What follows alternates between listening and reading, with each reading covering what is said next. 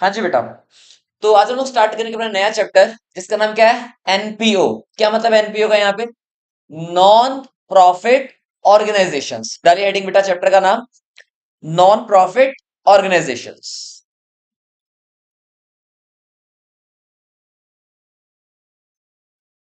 Non profit organisations बड़ा ही ज्यादा खतरनाक, बहुत ही ज्यादा कॉम्प्लिकेटेड, बहुत ही ज्यादा लेंदी और बहुत ही ज्यादा इजी। आप लोगों का चैप्टर कौन सा है ये? एनपीओ। जिसकी आप लोगों के एग्जाम के अंदर जो बेटा वेटेज है ना, वेटेज, वो लिख लीजिए। इसकी वेटेज ये रहेगी आप लोगों के 10 मार्क्स। कितने मार्क्स का चैप्टर आएगा? 10 मार्क्स का आप लोगों को एग्जामिनेशन में ये चैप्टर आएगा भैया, 10 नंबर का। तो सोच जाओ, समझ जाओ कि कितना इंपॉर्टेंट और कितना खतरनाक चैप्टर है ये। ठीक है, करें स्टार्ट। अब जरा ध्यान से देखो आप लोग इसके अंदर, इस पूरे नाम को जरा फिर से ध्यान से पढ़ो। क्या नाम लिखा? पहला वर्ड नॉन, फिर क्या वर्ड लिखा है? प्रॉफिट, और फिर क्या वर्ड तुम्हारे सामने आया? ऑर्गेनाइजेशन। तो इस पूरे चैप्टर को समझने से पहले ना पा एक वर्ड समझ लेते हैं भाई, कि यार ये सर ऑर्गेनाइजेशन का मतलब क्या होगा। पहले तो ये समझाओ कि क्या मतलब है यहाँ पे ऑर्गेनाइजेशन वर्ड का। हर चीज मेरे साथ नोट डाउन करते जाना, एक सिंगल चीज भी मत छोड़ना, ठीक है? बताइए जरा मुझे, क्या मतलब होगा ऑर्गेनाइजेशन का? बेटा ऑर्गेनाइजेशन वर्ड जहां भी यूज होता है ना, उसे हम लोग बोलते हैं बेसिकली ग्रुप ऑफ पर्संस। क्या बोलेंगे? Group of persons. क्या बोलेंगे बेटा? Group of persons. अब हमारे इंडिया के अंदर ना, ये टोटल ऑर्गेनाइजेशंस दो टाइप की होती है। हमारे इंडिया के अंदर ये जो ऑर्गेनाइजेशंस हैं, ये कितने टाइप के होंगे टोटल? दो। सर कौन कौन सी, जल्दी बताओ, लिखिए फटाफट से। The first one is profit motive organisations. The first one is profit motive organisations. Profit motive organisations. हाँ जी। And second one is non profit organisations. लो जी, कौन सी होंगी बेटा? Non profit organisations. क्लियर हो गया यहां तक की बात? अब जरा एक बात बताओ यार सोच के, कि ये प्रॉफिट मोटिव ऑर्गेनाइजेशंस होती कौन सी है भाई? जिनका मेन मोटिव, जिनका main motive, the main motive is, the main motive is to earn, जल्दी बोलो, टू अर्न मैक्सिमम प्रॉफिट। मतलब प्रॉफिट मोटिव ऑर्गेनाइजेशंस बेटा ऐसी ऑर्गेनाइजेशंस होती हैं जिनका जो मेन मोटिव होता है वो क्या होता है? लोगों को लूटना, ठगना, प्रॉफिट कमाना। बात समझ में आई? अब क्या हुआ भाई, मान लीजिए मैंने क्या किया, किसके साथ मिल करके, फॉर एग्जाम्पल मान लीजिए मैंने कहा मुस्कान, मैंने कहा गुंजन, मैंने कहा प्रभजोत, मैंने कहा गीतांजलि, मैंने कहा भैया सुमित, हम सारे के सारे मिलते हैं, मैं अकाउंट्स पढ़ा लूंगा, गुनगुन तू ये पढ़ा लियो, उसके बाद ये गुंजन तू ये सब्जेक्ट पढ़ा ले। हम क्या करते हैं बेटा, एक ऑर्गेनाइजेशन स्टार्ट कर लेते हैं, KDR क्लासेस के नाम से, लोगों को ठगेंगे। समझ में आया? हमारा मोटिव क्या है? क्या मैंने लगा रखी है बाहर बोर्ड? फ्री सेवा, फ्री सेवा, accounts free, eco free, business free. मेरा मोटिव बताना क्या है? मोटिव बताओ क्या है? Profit motive. कहने का मतलब प्रॉफिट मोटिव ऑर्गेनाइजेशंस बेटा आप लोगों की वो ऑर्गेनाइजेशंस होंगी जिनका मेन मोटिव क्या होगा? To earn maximum profit. हमें सिर्फ क्या कमाना है? प्रॉफिट मोटिव पे काम करना है। यहां तक बात समझ में आई? इतना क्लियर हो गया यहां तक? एग्जाम्पल में लिख लो भैया, हमारा नाम KDR क्लासेस। लो जी, कोई डाउट यहां तक की बात में? पक्का? अब आ जाइए आगे। अब क्या वर्ड यूज हुआ हमारे सामने? Non profit organisations. यार ये कौन सी खेत की मूली है भाई? द मेन मोटिव इज, नाम ही बता रहा तुम इस नाम, मेन मोटिव इज, क्या होगा सोच के देखो? सोशल वेलफेयर भाई, सोशल वेलफेयर। क्योंकि यहां तो हम लोगों को सेवा भाव से काम करना है, मोटिव पैसा कमाना नहीं है। बात समझ में? मोटिव क्या है यहाँ पे हम लोगों का? Social welfare. तुम्हें सुनोगा रोटी बैंक का नाम सुना है? रोटी बैंक का नाम, हाँ ये तो मैंने देखा था कल, 2 रुपए वहां पे देता हुआ रोटी खा रहा था ये, है ना? या नहीं? तेरे को देखा था मैंने कल वहां पे, वो जनता देवी मंदिर के वहां पे 2 रुपए दिए और रोटी बैंक से रोटी ली थी तूने। अच्छा तुमने सुना होगा, बहुत सारी ऐसी चैरिटेबल ऑर्गेनाइजेशंस होती है बेटा जो फ्री सेवा करती हैं। हाँ यार तुमने सुना होगा, जैसे तुमने सुना होगा गो सेवा दल, या तुमने इस तरह सुनी है या नहीं सुनी है सारी बातें। तो इनका जो मेन मोटिव है वो क्या है? सोशल वेलफेयर करना। अच्छा हमारे जीत में कौन सी ऐसी कोई है संस्था जो अच्छे लेवल पे काम कर रही हो? नहीं है। एक है बेटा जो मेरे नॉन में है, मैं आप लोगों को उसका एग्जांपल लिखवा देता हूं। नाम है example, help a mission, help a mission welfare society, help a mission welfare society. लो जी, ये है आप लोगों का नाम इसका। और हमारे जीएन के अंदर ये भी है, नंबर 1 पे चल रही है, जो लोगों की हेल्प करती है। जैसे जिन लोगों गरीब है, जिनके पास अपना इलाज कराने के लिए पैसा नहीं है, उनकी हेल्प करना। ये जिनके घरों में खाना नहीं है, उनके घरों में खाना वाना प्रोवाइड करना। ये जिनके पास पहनने के लिए कपड़े तक भी नहीं है, उनको कपड़े प्रोवाइड करना। तो कहने का मतलब ये संस्थाएं क्या करती है बेटा, इनका मोटिव क्या है? कमाना नहीं है, इनका मोटिव सेवा करना है। समझ में आया? तो बताओ कितने टाइप के ऑर्गेनाइजेशन अपने पास टोटल? तो the first one is profit motive, second one is non profit organisations. समझ में आई बातें यहां तक? ओके, हमने कहा ओके सर, बात समझ में आ गई। अब बात करते हैं यार कि सर ये जो प्रॉफिट मोटिव ऑर्गेनाइजेशंस हैं ये हैं कौन कौन सी? लो जी, आगे आप लोग फर्दर इसको भी 3 हिस्सों में डिवाइड करो। अभी हमने चैप्टर शुरू भी नहीं किया है, अभी तो हम लोग सिर्फ बैकग्राउंड में जा रहे हैं कि भैया था क्या और कहां जाना है हम लोगों ने। आइए, the first one is sole proprietorship. लो जी, first one is sole proprietorship, second one is partnership, third one is company. लो जी, अब जरा मुझे बताइए, आप लोग क्लास 12th के अंदर आ गए हैं, बताओ क्या हमने क्लास 11th के अंदर क्या ये पूरा का पूरा सोल प्रोप्राइटरशिप के अकाउंट्स बनाने सीखे थे कि नहीं सीखे थे? अगर तुम्हें याद हो तो बताओ जरा, क्या क्या बनाया था?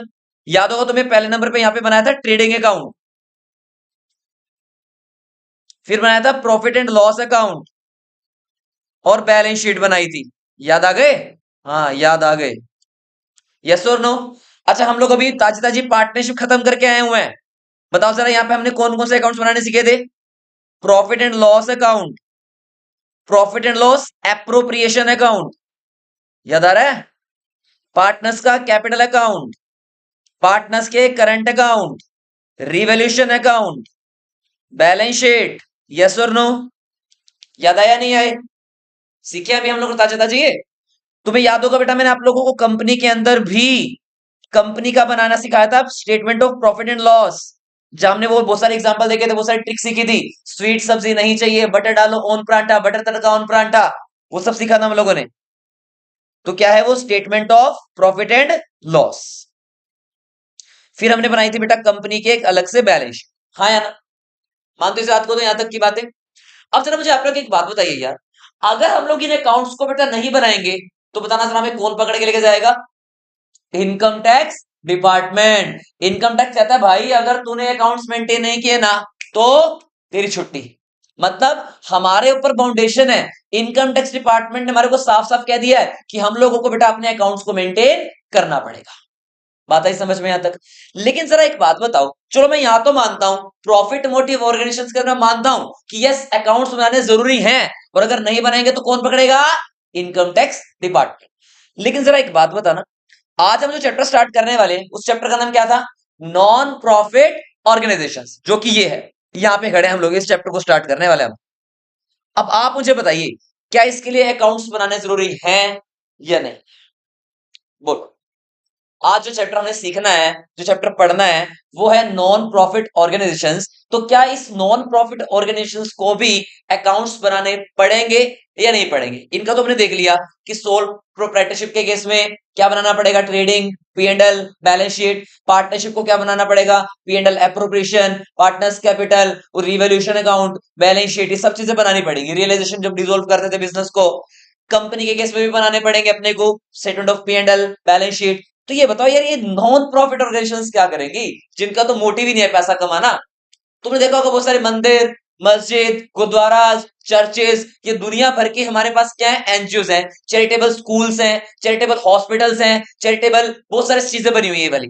तो मुझे आप लोग बताइए, क्या इनके लिए अकाउंट्स बनाने जरूरी हैं या कोई दिक्कत नहीं है भाई, आराम से बैठो, कोई चक्कर नहीं? बताइए आप लोगों का आंसर क्या है? जरूरी है या नहीं है? अच्छा आप लोग कहना चाह रहे हो कि मर्जी है। मर्जी है मतलब बनाओ तो ठीक है, नहीं बनाओ तो ठीक है। इनकम टैक्स डिपार्टमेंट ने ना मुंह पे थप्पड़ मारा है ऐसे लोगों को जो ये कहते हैं कि ठीक है यार अपनी मर्जी है, बनाओ तो ना बनाओ।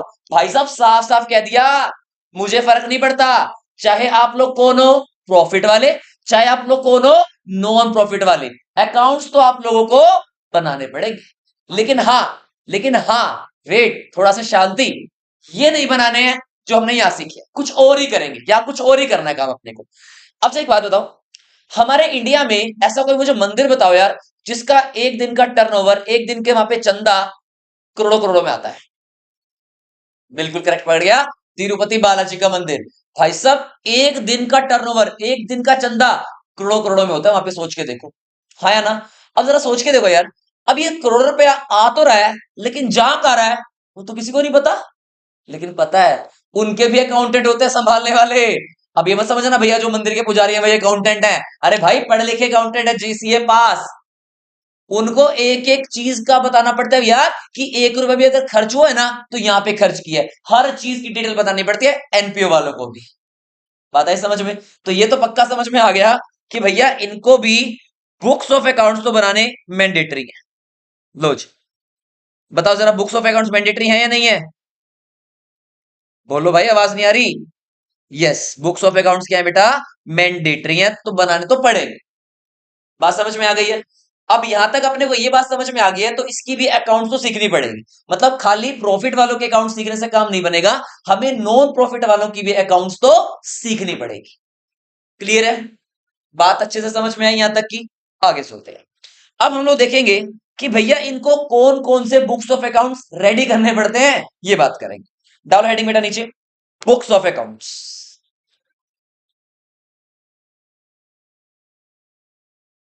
क्या डालेंगे बेटा? Books of accounts. अब हमारे इन एनजीओ वालों को या एनपीओ वालों को कौन कौन से बुक्स ऑफ अकाउंट्स रेडी करने पड़ेंगे? अब सोच के देखो, मोटिव तो प्रॉफिट कमाना है नहीं, जो पेंडल बना के दिखा दो इनका ना, वो तो बनाना नहीं। हमने कहा बताओ भाई और क्या बनाए इनके लिए हम लोग? लिखो जी, नंबर 1, सबसे पहला अकाउंट बेटा हम लोगों को इनके लिए बनाना पड़ता है, एक वर्ड जिसका नाम होता है रिसिट्स एंड पेमेंट अकाउंट। क्या नाम है?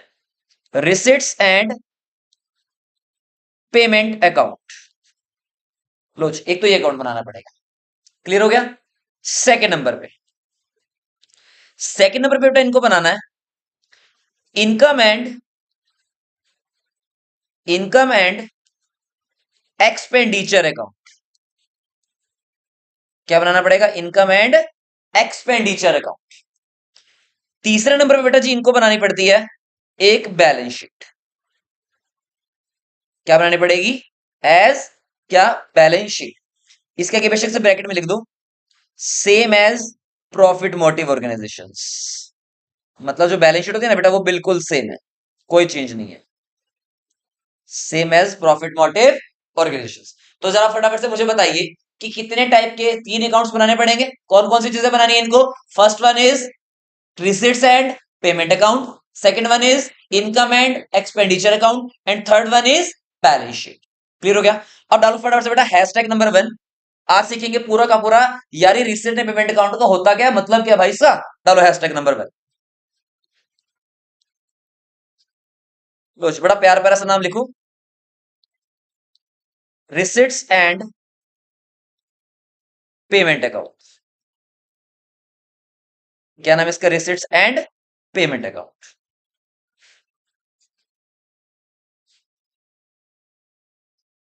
क्लियर है बेटा जी यहाँ पे word?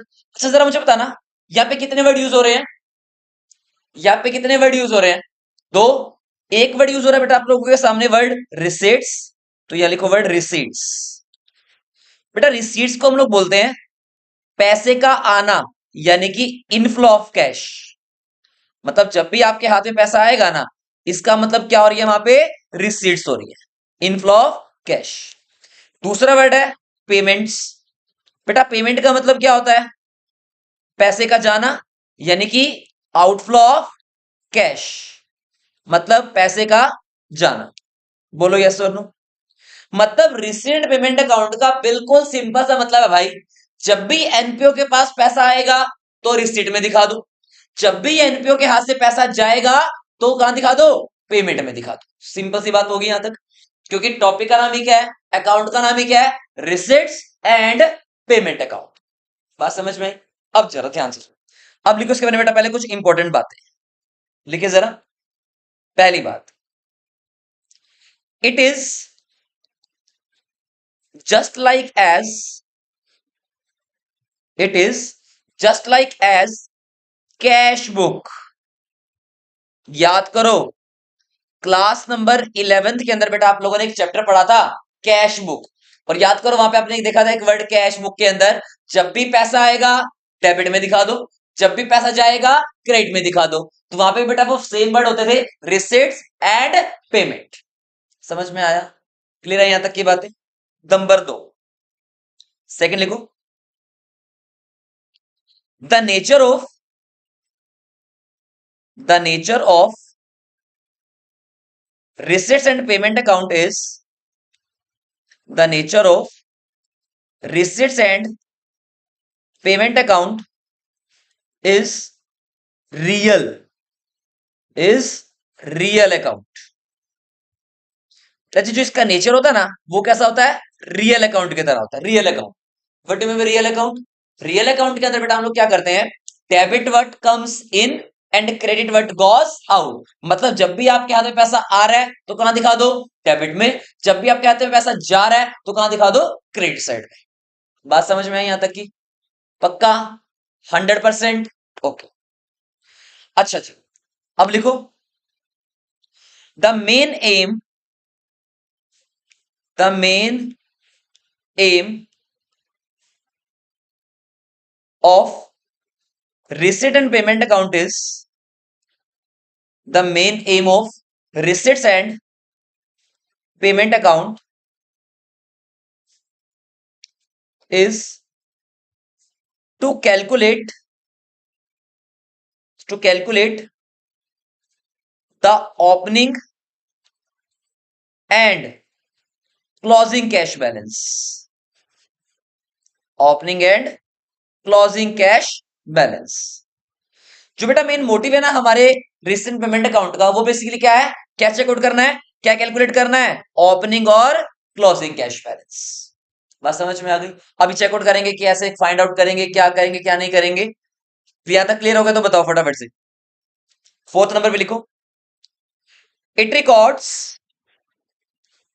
It records all the cash receipts, it records all the cash receipts, बोलो मेरे फटाफट से, एंड कैश पेमेंट्स। मतलब रिसीट पेमेंट अकाउंट के अंदर बेटा हम लोग दो चीजों को रिकॉर्ड करने वाले हैं। एक तो क्या रिकॉर्ड करेंगे इसके अंदर हम लोग अपना कैश की रिसीट्स को, और एक क्या रिकॉर्ड करेंगे बेटा, कैश की पेमेंट को। बताओ सर, आप पॉजिटिव साइन कहां लगाऊं, कैश की रिसीट्स में, और नेगेटिव साइन कहां लगाऊं, कैश की पेमेंट्स। रिसीट्स का मतलब क्या होता है, पैसे का आना, और पेमेंट का मतलब क्या होता है, पैसे का जाना। क्लियर हो गया? समझ आ गया? अब डालिए बेटा नेक्स्ट हेडिंग है इधर, format of receipt payment account, format of receipts and payment account।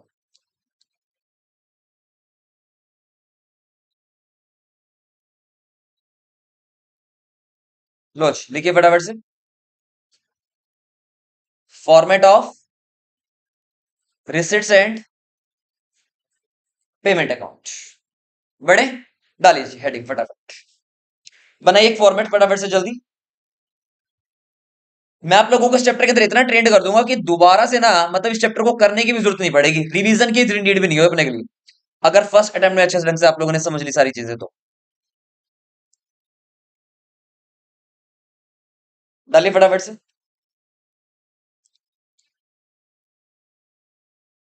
Format of receipts and payment account.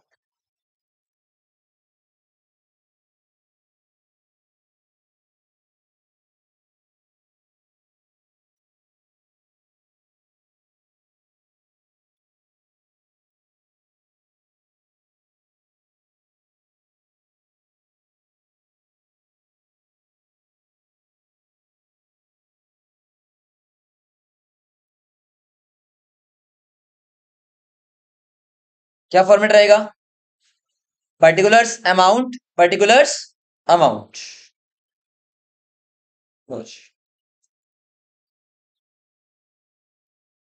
लिखिए फटाफट से यहाँ पे।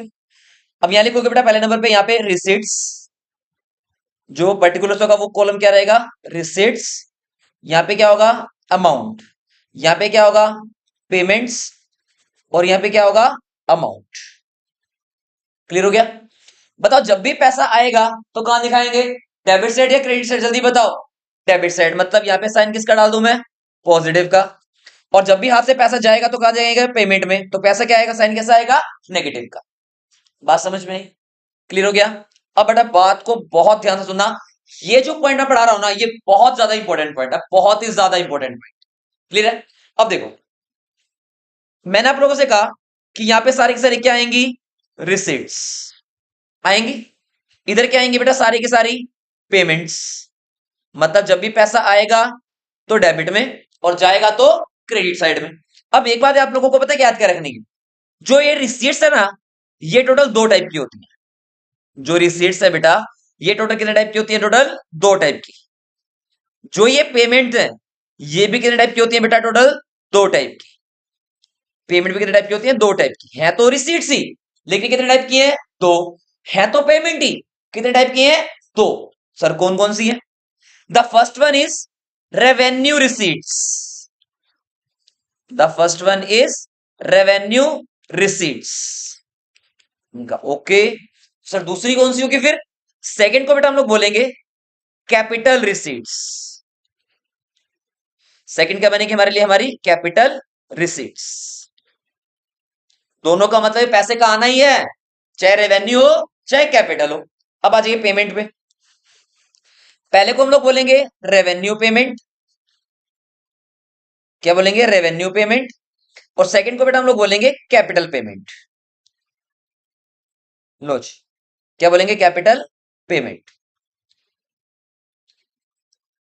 क्रॉस क्रॉस लगा दो। अमाउंट होगी कुछ ना कुछ, अमाउंट होगी कुछ ना कुछ, अमाउंट होगी। और यहां भी क्या होगी बेटा? अमाउंट होगी। क्लियर हो गया? और यहां इसको कर दो clause.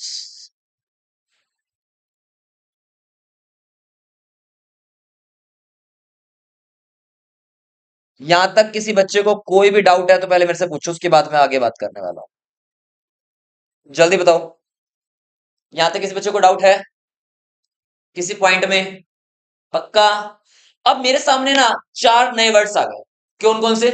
Revenue receipts, capital receipts, revenue payment, capital payment. ये चार वर्ड समझने अपने को। डालो नीचे बेटा हेडिंग। अब सीखते हैं भाई ये रेवेन्यू रिसीट्स का सर मतलब क्या होगा। डाली रेवेन्यू रिसीट्स।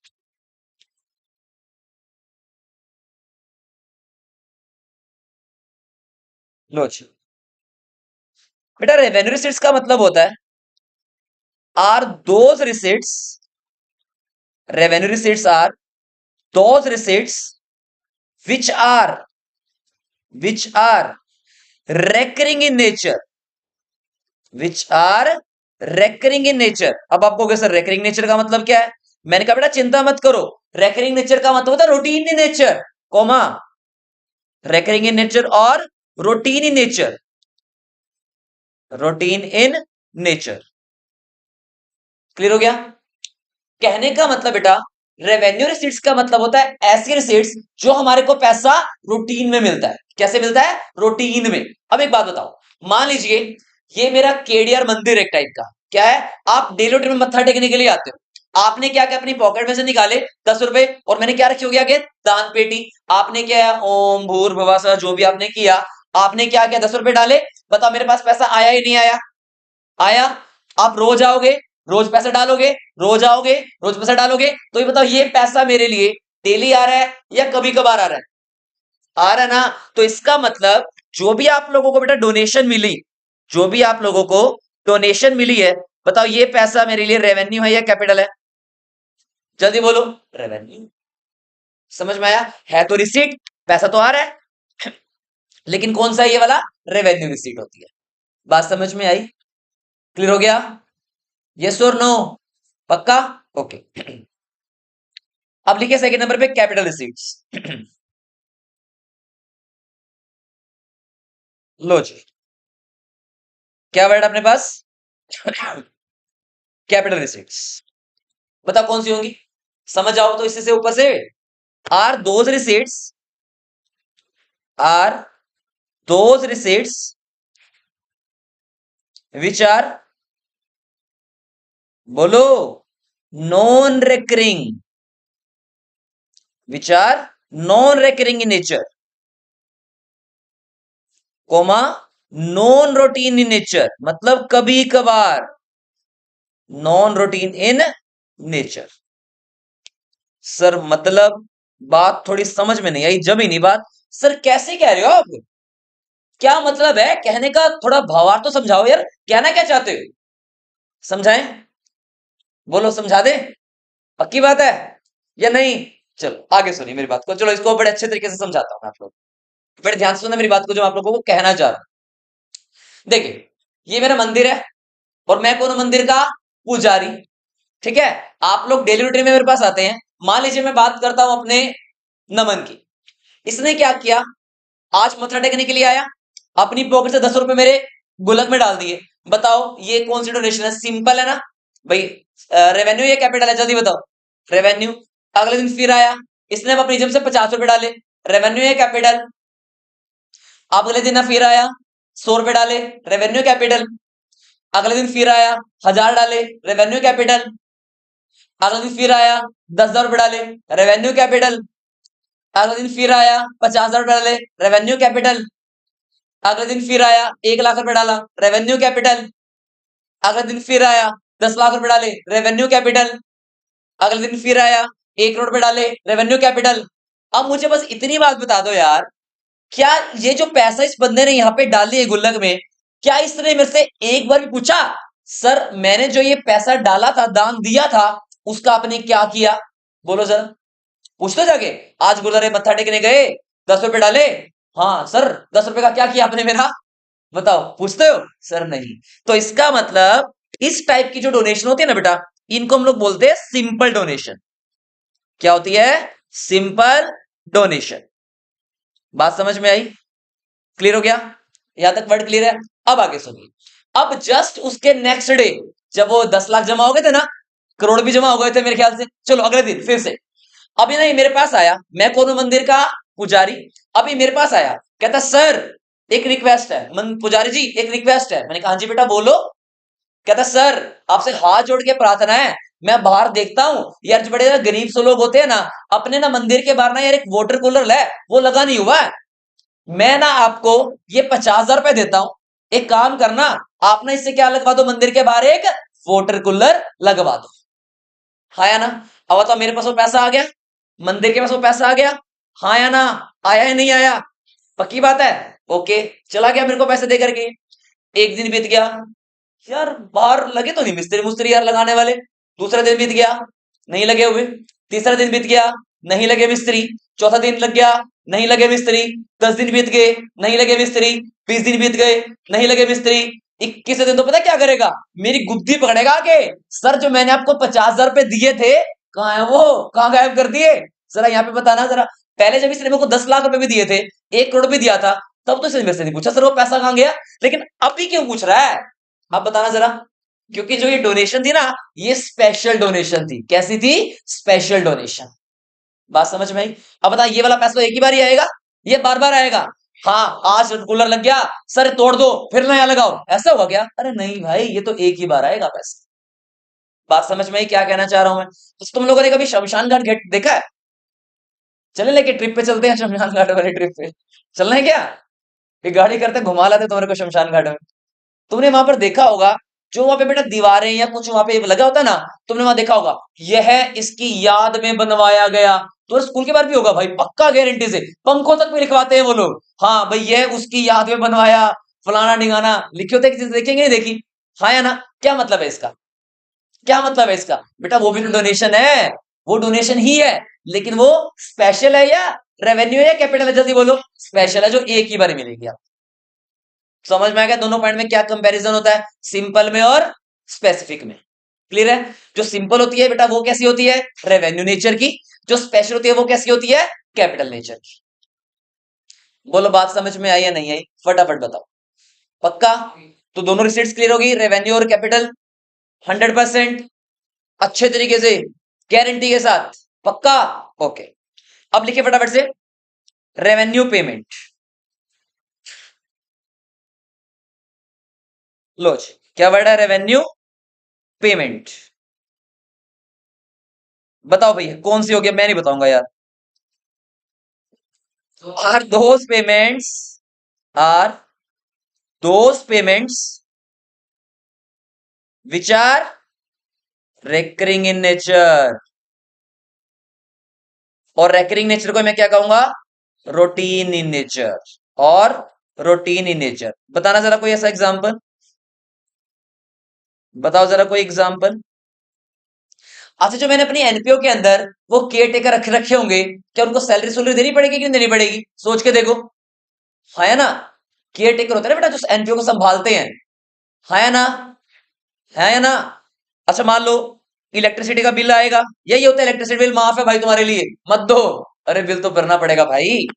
अब बताओ जरा, इलेक्ट्रिसिटी बिल हर महीने पे करना पड़ेगा कि नहीं करना पड़ेगा? सैलरी हर महीने पे करनी पड़ेगी कि नहीं करनी पड़ेगी? बोलो भाई। तो इसको मैं क्या कहूंगा बेटा? रेवेन्यू पेमेंट, जो मुझे हर महीने करनी ही करनी पड़ेगी, हर साल करनी ही करनी पड़ेगी। कोई डाउट यहां तक? पक्का है कोई माइंड में डाउट? तो निकालो बाहर, पूछो कुछ, बढ़े फिर आगे। अब लिखो फिर कौन सी पेमेंट? Capital payment. लो जी, क्या वर्ड यूज हुआ?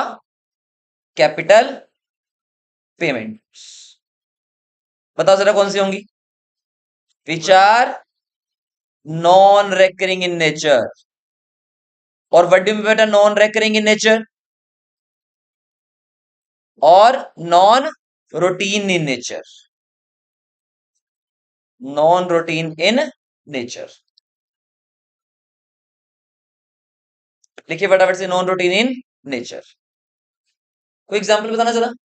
मान लो हमारी एनजीओ के अंदर ना फर्नीचर वगैरह पड़ा हुआ था, और सॉरी मतलब फर्नीचर था नहीं, तो हमारी एनजीओ को क्या लगा यार, फर्नीचर तो चाहिए अपने को। या मंदिर में तुमने देखा होगा वो मूर्तियां वगैरह सी रखते हैं सारी की सारी सजा करके, या वो सारी चीजें रखते हैं, है या ना? तो बताओ उसके लिए पैसा खर्च करना पड़ेगा, रेनोवेट करवा लिया, बिल्डिंग बनवा ली, या कुछ रेनोवेशन करा लिया, पेंटिंग वेंटिंग करा ली, वो सारी चीजें, पैसे एक बार जाएगा, बार बार जाएगा? एक ही बार जाएगा। मान लो हम लोग इसको बोलेंगे बेटा कोई एसेट वगैरह परचेज आप लोग कर लो, तो कोई एसेट परचेज करोगे तो वो चीज बिजनेस के अंदर आ जाएगी, एनपीओ में आ जाएगी, लेकिन पैसा तो जाएगा, लेकिन एक ही बार जाएगा। बोलो यहां तक कोई डाउट है माइंड में? तो अपना माइंड से डाउट क्लियर कर लो, पक्का। तो हैशटैग नंबर 1 पॉइंट सारे समझ में आ गए? रिसेंट पेमेंट अकाउंट के बारे में हर एक बात क्लियर हो गई है अच्छे से? एक वर्ड भी कोई ऐसा नहीं होना चाहिए जो मिसिंग हो आप लोगों के माइंड से, पक्का। डालो हैशटैग नंबर 2, बस 5 मिनट का रहेगा, जल्दी करो। हैशटैग नंबर 2, बताओ दूसरे अकाउंट का नाम क्या था? दूसरे अकाउंट का नाम डाली हेडिंग, इनकम एंड एक्सपेंडिचर। लो जी, इनकम एंड एक्सपेंडिचर अकाउंट। अच्छा, तुमने क्लास 11th के अंदर बेटा जी किस किस बच्चे ने प्रॉफिट एंड लॉस अकाउंट बनाना सीखा था? सबने सीखा होगा यार, हाँ या ना? लो जी, पहली बात लिखो इसके लिए, it is just like as, it is just like as profit and loss account. It just like as profit and loss account. Number 2 बात लिखो फिर, the nature of, the nature of income and expenditure account, the nature of income and expenditure account is nominal account. Nominal, बताना जरा बेटा nominal nature कैसा होता था? Debit all expenses and losses and credit all income and gain. Debit में क्या आएंगे सारे के सारे खर्चे, और क्रेडिट में क्या आएंगे सारे के सारी इनकम एंड गेन। डाली third point, the main motive, the main motive of income and expenditure account, the main motive of income and expenditure account is to calculate the, अब यहां पे एक वर्ड आएगा। अच्छा बताना जरा, प्रॉफिट एंड लॉस अकाउंट का मेन मोटिव क्या होता था? क्या कैलकुलेट करना? प्रॉफिट कैलकुलेट करना या लॉस कैलकुलेट करना। बट एनपीओ का तो मोटिव ही नहीं होता प्रॉफिट या लॉस कैलकुलेट करना। तो ये क्या कैलकुलेट करें? ये क्या करेंगे कैलकुलेट? बेटा ये दो वर्ड्स कैलकुलेट करना देखते हैं। पहला वर्ड लिखो surplus, to calculate the surplus, and second word is deficit. लो जी, सरप्लस और deficit is to calculate the surplus and deficit. बात समझ में आया? अब आप लोग हो भाई ये सरप्लस मतलब क्या है यार? सोच के देखो सरप्लस कब होगा? जब इनकम ज्यादा होंगी। इनकम ज्यादा होंगी किससे? एक्सपेंडिचर से। तो क्या बचेगा हमारे पास? सरप्लस बचेगा। डेफिसिट बताओ जरा कब आएगा? Income is less than expenditure. तो यहां तक की कोई दिक्कत? पक्का? 100%। अब बना लो छोटा सा एक format, format of income and expenditure account. Format of income and expenditure account. लो जी,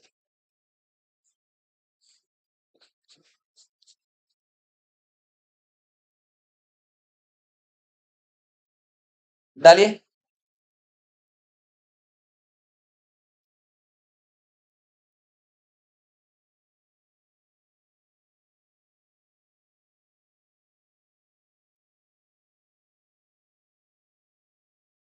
क्या रहेगा format? Any idea? Income amount? मार खाओगे। अभी तुमने मुझे रूल बताया था इसका, debit all expenses and losses. तो यार डेबिट के अंदर तो क्या आएंगे फिर? हमारे सारे के सारे खर्चे पानी, हमारे एक्सपेंडिचर।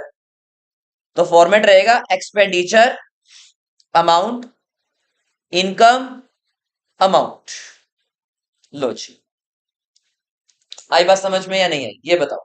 तो इधर सारे के सारे क्या आएंगे बेटा आप लोगों के पास? आपके एक्सपेंडिचर आ जाएंगे डेबिट साइड में, और जिनसे क्या होगा आप लोगों का पैसा जाएगा। और इधर क्या आएंगे बेटा आप लोगों की सारी की सारी? आप लोगों की इनकम्स आएंगी। तो बताओ इनकम से क्या होता है? पैसा आएगा। समझ में आया? अब मैंने आप लोगों को क्या बात बताई थी जरा मुझे बताओ। अगर आपकी इनकम ज्यादा होंगी, खर्चे कम होंगे, तो क्या बच के आएगा? To surplus. और अगर खर्चे ज्यादा हुए, इनकम कम हुई, तो क्या आएगा? By deficit. तो बोलो बच्चा बोलो, यहां तक कोई प्रॉब्लम है तो बता दो। तो स्टार्टअप हमने कहां से किया था? देखो वर्ड से, ऑर्गेनाइजेशन से। और कितने बुक्स ऑफ अकाउंट्स बनाने सीखे हम लोगों ने? भी टोटल दो सीख लिए। एक बैलेंस शीट है, वो बिल्कुल सिंपल है, जैसे पहले बनाते थे सेम वैसे ही बनाएंगे। तो बताओ दो क्या नाम होंगे अकाउंट्स के? Receipts and payment account, and second one is income and expenditure account. बताओ जरा रिसिट पेमेंट अकाउंट किसकी तरह बनेगा? जस्ट कैश बुक की तरह। डेबिट में क्या दिखाओगे? रिसिट्स, और क्रेडिट में दिखाओगे पेमेंट्स। बताओ इनकम एंड एक्सपेंडिचर अकाउंट किस तरह बनेगा? पीएनएल की तरह। डेबिट में क्या आएंगे? एक्सपेंडिचर, और क्रेडिट में क्या आएंगी? सारी की सारी इनकम्स। बोलो यहां तक सारा का सारा क्लियर है? 100% वाला? कोई डाउट रह गया माइंड में तो पूछ लो। और वो revenue receipts, capital receipts, revenue payment, capital payment सब समझ में आ गया था? चलो आज के लिए इतना काफी है, बाकी अब पढ़ेंगे अपनी नेक्स्ट लेक्चर के अंदर, ठीक है? ओके।